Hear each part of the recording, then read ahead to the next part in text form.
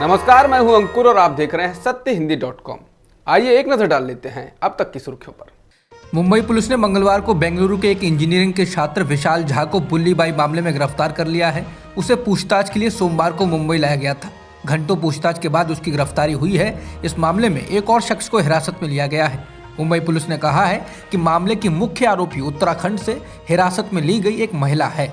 दोनों आरोपी एक दूसरे को जानते हैं। पुलिस ने कहा कि इस दूसरे शख्स से पूछताछ की जा रही है। पुलिस ने कहा है कि गिरफ्तार युवक बुल्ली बाई मामले में सह आरोपी है और वह मुख्य आरोपी के संपर्क में था।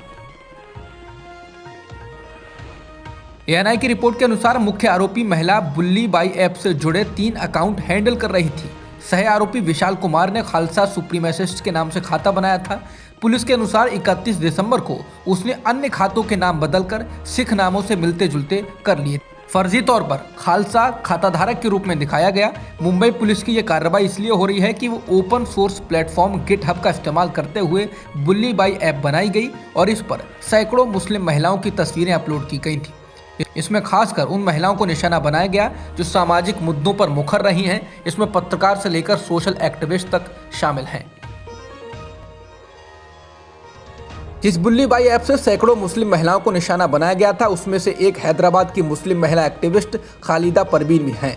वो 67 वर्ष की उम्र दराज महिला हैं। उन्होंने हैदराबाद पुलिस में 3 जनवरी को एफआईआर दर्ज कराई है। वो कहती हैं कि बुल्ली बाई ऐप पर मुखर मुस्लिम महिलाओं को निशाना बनाया गया है। द क्विंट की रिपोर्ट के अनुसार उन्होंने कहा, ये कोई संयोग नहीं है कि मेरा नाम नरसिंहानंद की गिरफ्तारी के लिए ट्विटर पर प्रचार करने के एक दिन बाद सूची में आया। महाराष्ट्र कांग्रेस ने मेघालय के राज्यपाल सत्यपाल मलिक की तारीफ की है। महाराष्ट्र कांग्रेस के अध्यक्ष नाना पटोले का कहना है कि महाराष्ट्र के राज्यपाल भगत सिंह कोश्यारी को सत्यपाल मलिक से सीखना चाहिए एवं सरकार को गलत फैसलों का विरोध करना चाहिए। पटोले ने भगत सिंह कोश्यारी द्वारा लिए जाने वाले फैसलों के चलते उन्हें आड़े हाथों लिया। पटोले ने कहा कि राज्यपाल सत्यपाल मलिक जैसे बहुत कम लोग हैं जो प्रधानमंत्री या फिर गृहमंत्री का विरोध कर पाते हैं। उन्होंने कहा कि सत्यपाल मलिक ने पीएम मोदी का असली चेहरा देश के सामने बेनकाब करके बड़ा काम किया है। पटोले ने कहा कि सत्यपाल मलिक ने जो बातें मीडिया के सामने बताई हैं वो पूरी तरह से सच हैं और वाकई में नरेंद्र मोदी एक अहंकारी और तानाशाह की तरह ही सरकार चला रहे हैं। कोरोना का सबसे तेजी से फैलने वाला ओमिक्रॉन वेरिएंट ही क्या अब कोरोना महामारी को खत्म कर देगा? कुछ ऐसा ही संकेत वैज्ञानिकों ने दिया है। उनको उम्मीद है कि ओमिक्रॉन वेरिएंट से लोगों के शरीर में इतनी मात्रा में एंटीबॉडी बनेगी कि ये महामारी को खत्म कर देगी। उन्हें उम्मीद है कि इस नए वेरिएंट के आने के बाद कोरोना वायरस कमजोर होने लगेगा।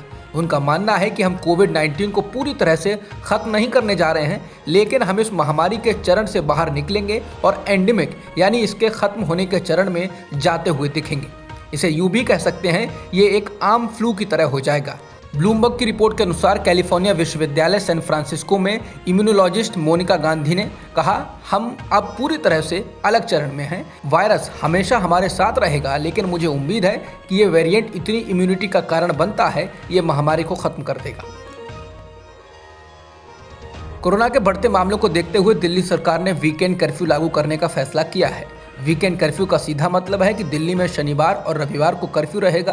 दिल्ली आपदा प्रबंधन विभाग के अफसरों की मंगलवार को हुई बैठक के बाद राजधानी में कुछ नए प्रतिबंध लगाने का फैसला किया गया। दिल्ली के डिप्टी सीएम मनीष सिसोदिया ने कहा कि निजी दफ्तरों में 50% क्षमता के साथ काम होगा। उन्होंने कहा कि मेट्रो और बसों को पूरी क्षमता के साथ चलाया जाएगा, लेकिन बस और मेट्रो में बिना मास्क के किसी को भी अंदर आने की इजाज़त नहीं दी जाएगी। कोरोना के बढ़ते मामलों को देखते हुए दिल्ली सरकार वीकेंड कर्फ्यू लागू करने जा रही है। बता दें कि बीते कुछ दिनों में दिल्ली में कोरोना के मामले तेज रफ्तार से बढ़े हैं। दिल्ली आपदा प्रबंधन विभाग के अफसरों की मंगलवार को हुई बैठक के बाद राजधानी में कुछ नए प्रतिबंध लगाने का फैसला किया गया है। दिल्ली में लगातार 2 दिन पॉजिटिविटी रेट 5% से ऊपर रहा है और ये कहा जा रहा है कि ऐसी सूरत में यहाँ रेड अलर्ट लागू किया जा सकता है। रेड अलर्ट के तहत केवल जरूरी सेवाओं को छोड़कर बाकी सब कुछ बंद कर दिया जाएगा। बता दें, दिल्ली में अब एक दिन में 4000 से ज्यादा मामले आ रहे हैं।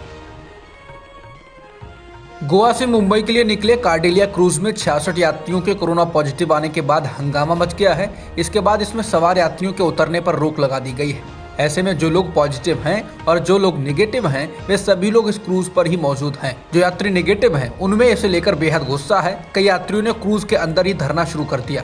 सबसे अहम बात यह है कि ओमिक्रॉन के बढ़ते संक्रमण के बीच क्रूज पर इतनी बड़ी संख्या में लोगों को इकट्ठा होने की इजाजत क्यों दी गई।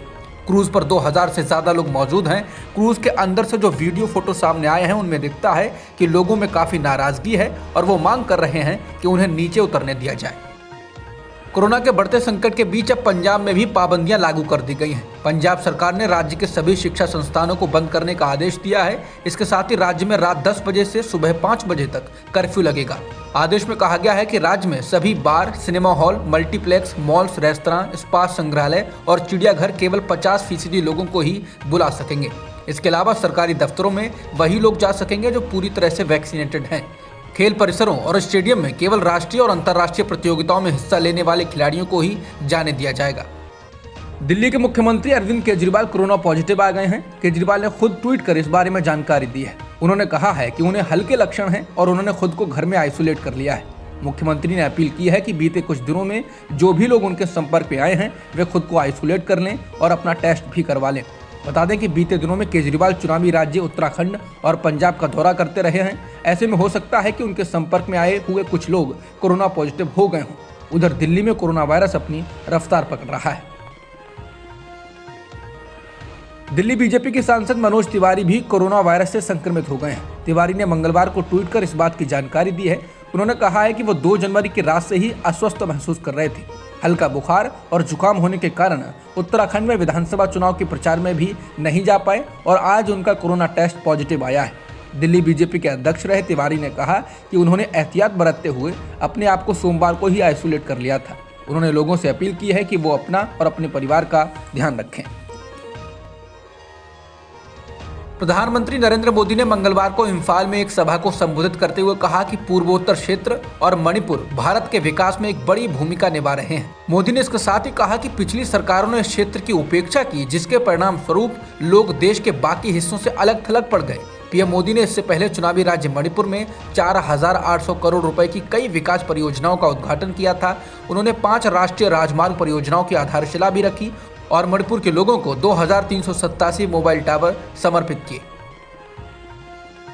पंजाब कांग्रेस के अध्यक्ष नवजोत सिंह सिद्धू ने ताबड़तोड़ कई बड़े ऐलान कर आम आदमी पार्टी को चुनौती देने की कोशिश की, लेकिन सिद्धू के ऐलानों को लेकर जहां पार्टी के भीतर सवाल उठे हैं तो उन्हें साथ भी मिला है। सिद्धू ने सोमवार को एक चुनावी सभा में कहा कि पंजाब में हर महिला को हर महीने 2000 रुपए दिए जाएंगे और साल में 8 गैस सिलेंडर भी सरकार देगी। सिद्धू ने यह भी कहा कि कॉलेज जाने वाली लड़कियों को इलेक्ट्रिक स्कूटी दी जाएगी। बता दें कि कुछ दिन पहले आम आदमी पार्टी के मुखिया अरविंद केजरीवाल ने कहा था कि अगर पंजाब में उनकी पार्टी की सरकार बनी तो हर महिला को हर महीने 1000 रुपए दिए जाएंगे। लेकिन सिद्धू के इस ऐलान पर पंजाब सरकार में कैबिनेट मंत्री राणा गुरजीत सिंह ने सवाल उठाए हैं।